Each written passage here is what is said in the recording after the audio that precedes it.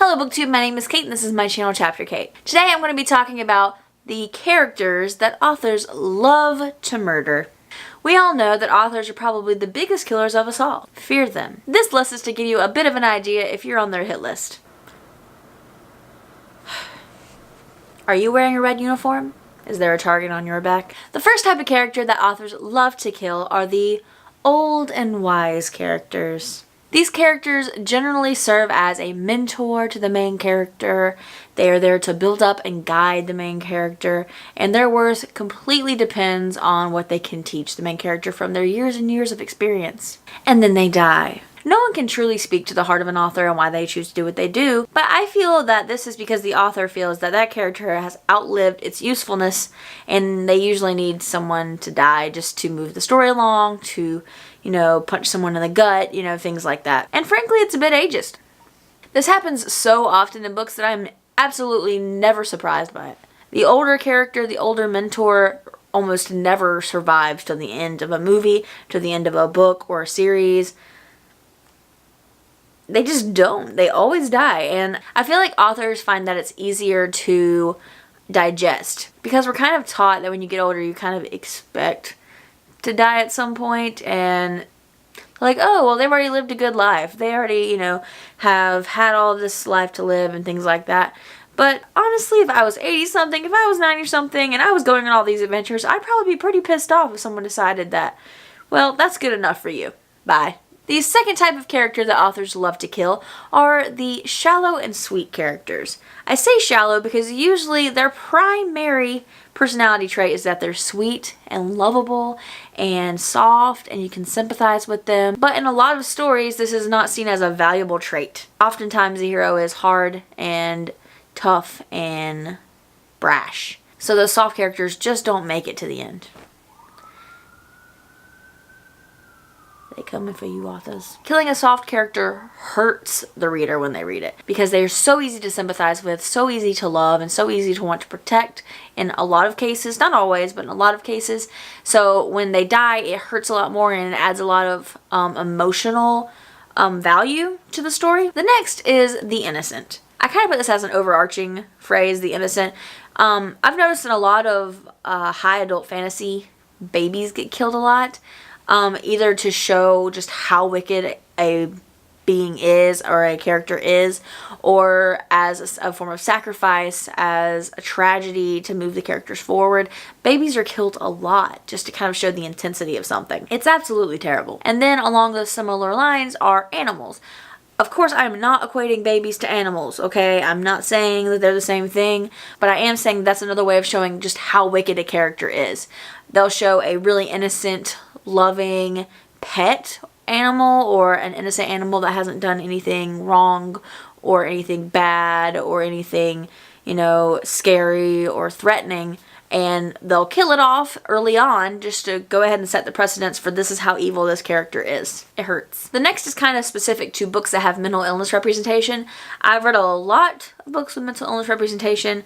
I'm continuing to read more, but I have noticed a common thread throughout them is an older sibling dying. Oftentimes it's the brother, but an older sibling dying is so often like the catalyst for a trauma, or in books where their disorder is not even trauma-based, it's the catalyst for the manifestation of whatever disorder they have, and so it's consistently referenced throughout the book. My primary issue with this is that it kind of sets a precedence that you can't have a disorder without something absolutely heart-wrenching happening to you. A lot of disorders are triggered by something terrible in your life happening, but some disorders just happen, and I know that makes the book more engaging and more emotionally painful and powerful to a lot of people, but I would like to see a nice book where it's not triggered by anything, it's just it happens, because that does happen. The next one actually has its own special title, and that is Fridging the Wife or Fridging the Girlfriend.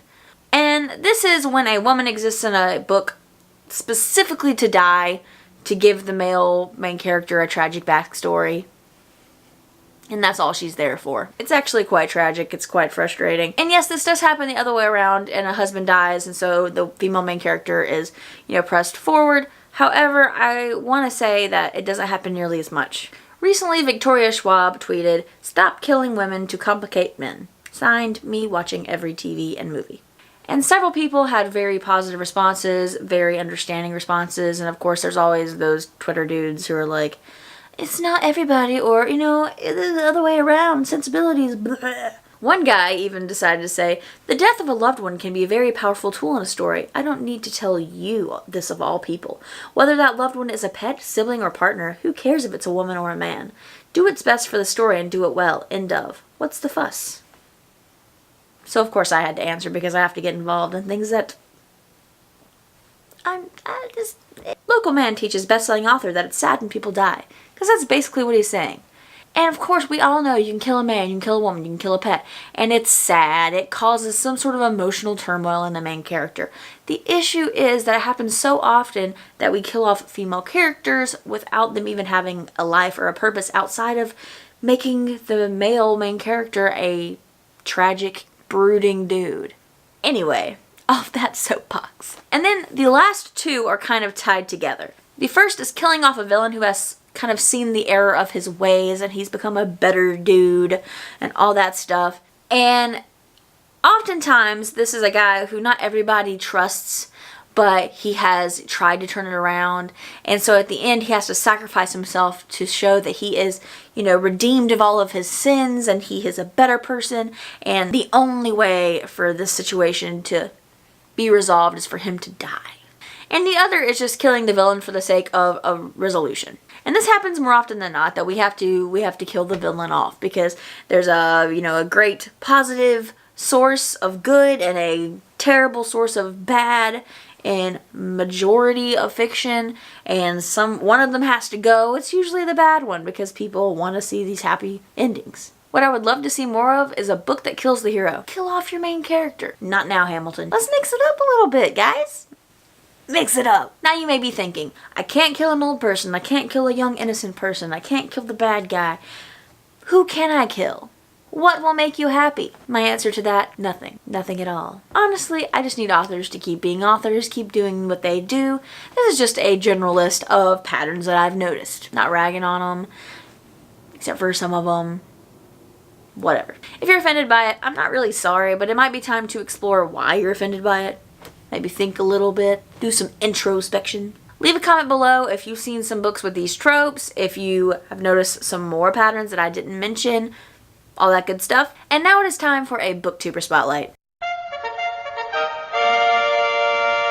Today's Booktuber Spotlight is Sylvia from Wish Fulfillment. I have a really hard time saying that. Fulfillment.